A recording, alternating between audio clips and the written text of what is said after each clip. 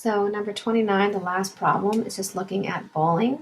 So the first thing I did was I just figured out my percents here. Oopsies. So number 29 has to do with bowling. The first thing I did is just figured out my basic probabilities from the problem.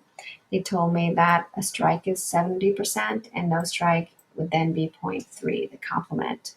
The first question asked the probability of 3 no strikes in a row, consecutive. So that little comma there is my and, no strike and no strike and no strike. So that's 0.3 times 0.3 times 0.3, and I get 2.7%. The next one asked me for the idea, the probability of no strike, and then making my first strike on the third frame. Okay, so 3 events. I multiply those 3 events, a no strike, a strike, and I get 6.3%. On C, this is a more complicated problem with the at least.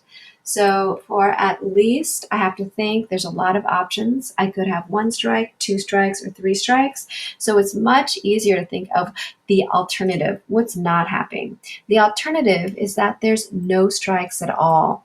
So that's only one thing to find out. So I'm just going to find that out, subtract it from 1, and then I'll know the at least stuff.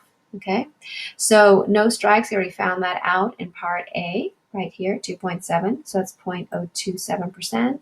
Sorry, 0.027, subtract it from 1, and I end up with 97.3%. The probability of 12 strikes, well, I could write S 12 times. Takes too long, so I just wrote 12 strikes. So that's going to be times 0.7, 0.7 times 0.7 times 0.7. Again, that takes too long, so I'm just going to write 0.7 to the 12th power.